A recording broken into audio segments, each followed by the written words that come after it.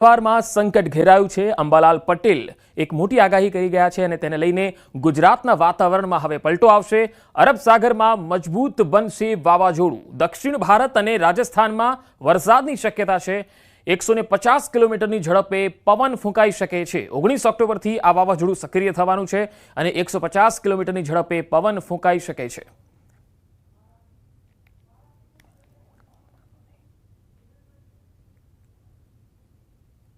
જ્યારે એ સિસ્ટમ અરબ સાગરમાં પ્રવેશ કરશે ત્યારે વધારે મજબૂત થશે અને અરબ સાગરમાં જે સાયક્લોન બનવાનું છે તોફાન એ મજબૂત બનવાની શક્યતા રહેશે અને આ સાયક્લોનની ગતિવિધિ કદાચ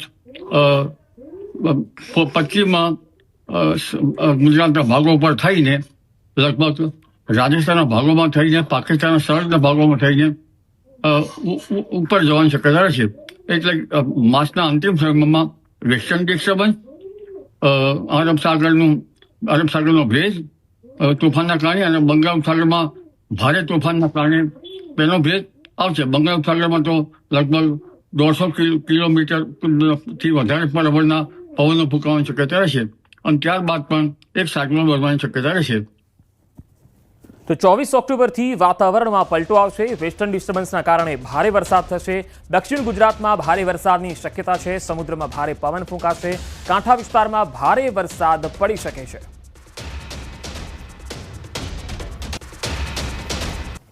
ઓક્ટોબર બાદ દક્ષિણ ગુજરાતના ભાગમાં ક્યાંક વરસાદ થવાની શક્યતા રહેશે અને લગભગ નવા વર્ષની શરૂઆતમાં વાદળો આવવાની શક્યતા રહેશે અને નવા વર્ષની શરૂઆતમાં વાદળો આવવાની શક્યતા રહેશે, પરંતુ કારતક માસની પૂનમ સુધીમાં લગભગ હલચલ જોવા મળશે અને એક પછી એક વાવાઝોડા બનતા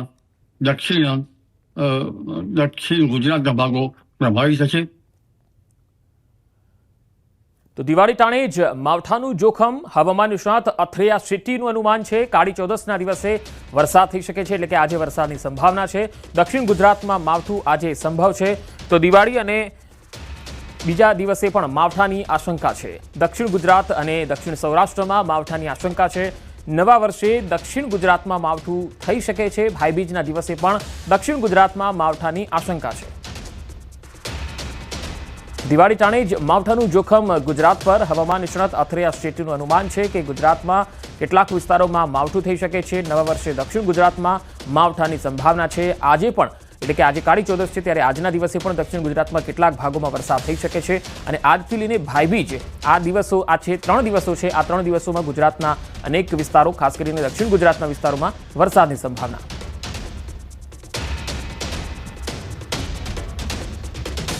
દિવાળીના તહેવાર પર લોકો પોતાના વતનની વાટ પકડતા હોય છે। હાલ ટ્રેન, બસ મુસાફરોથી ખીચોખીચ ભરી રહી છે અને અમદાવાદના નારોલ વિસ્તારના જે દ્રશ્યો અમે આપને બતાવીશું એ તમે જોઈ શકો છો।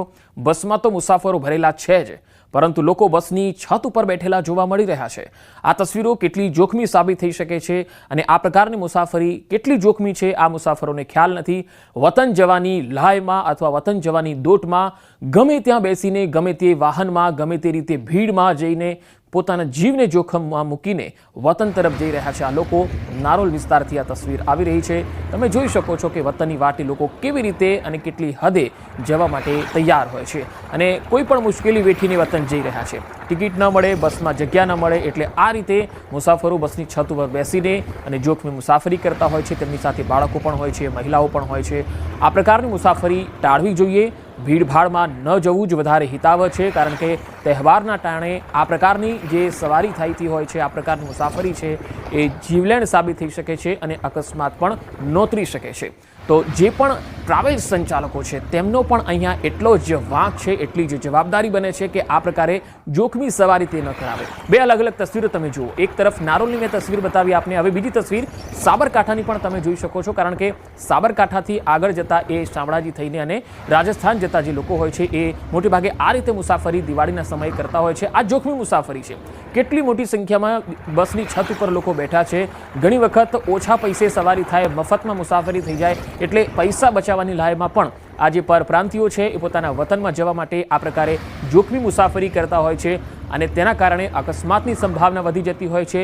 આવી મુસાફરી જીવલેણ સાબિત થતી હોય છે અને ત્યારબાદ આપણે વહીવટી તંત્રનો જો વાંક કાઢીએ તો આ વાંક નાગરિકનો છે, આ વાંક ટ્રાવેલ સંચાલકોનો છે કે જેઓ કમાણીની લાયમાં આ પ્રકારે મુસાફરોને બેસાડીને અને જોખમી સવારી કરાવી રહ્યા છે।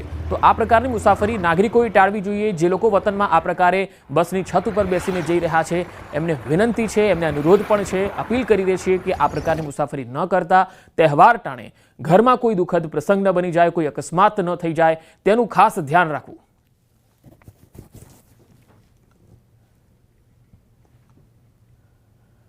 ડાંગમાં એસટી બસનો અકસ્માત। અહીંયા સાપુતારા માલેગાંવ નેશનલ હાઈવે છે જ્યાં આ અકસ્માત થયો। અહીંયા એસટી બસની બ્રેક ફેલ થઈ ગઈ હતી અને બસ ચાલકની સમય સૂચકતાને કારણે આખી દુર્ઘટના ટળી ગઈ। સદનસીબે કોઈ જાનહાનિ થઈ નથી। મુસાફરોને નાની મોટી ઈજા થઈ છે। બસમાં કુલ 37 મુસાફરો સવાર હતા। નાસિકથી કડી અમદાવાદ જતી હતી આ બસ અને ઈજાગ્રસ્તોને સારવાર માટે નજીકની હોસ્પિટલમાં ખસેડાયા છે। સાપુતારા પોલીસે ઘટના સ્થળે પહોંચીને તપાસ હાથ ધરી છે। તો ડાંગના સાપુતારાથી આ તસવીરો આવી રહી છે। ડ્રાઈવરની સમય સૂચકતાના કારણે એક મોટી જાનહાનિ ટળી છે કારણ કે અહીંયા એક ખીણ પણ આવેલી છે। જો કે એક ડ્રાઈવરની સમય સૂચકતાના કારણે આ બસ છે એ એક જગ્યાએ રહી અને સ્ટોપ થઈ ગઈ। બસમાં 37 મુસાફરો હતા। ઘણાને નાની મોટી ઈજા પણ થઈ છે। હવે અમદાવાદની તસવીર કંઈક અલગ જ છે। અહીંયા બીઆરટીએસ બસમાં તોડફોડ થઈ ગઈ। શાસ્ત્રીનગર પાસે બીઆરટીએસ બસમાં તોડફોડ થઈ। બસ ચાલકે રાહદારીને અડફેટે લેતા લોકોમાં રોષ ભભૂકી ઉઠ્યો। કેટલાક શખ્સોએ બસના કાચ તોડ્યા। પોલીસે ઘટના સ્થળે પહોંચીને કાર્યવાહી શરૂ કરી દીધી। આ તસવીરો તમે જોઈ શકો છો અમદાવાદના શાસ્ત્રીનગરથી આવી રહી છે જ્યાં બીઆરટીએસ બસમાં તોડફોડ કરી। કેટલાક શખ્સોએ બસના કાચ તોડી નાખ્યા।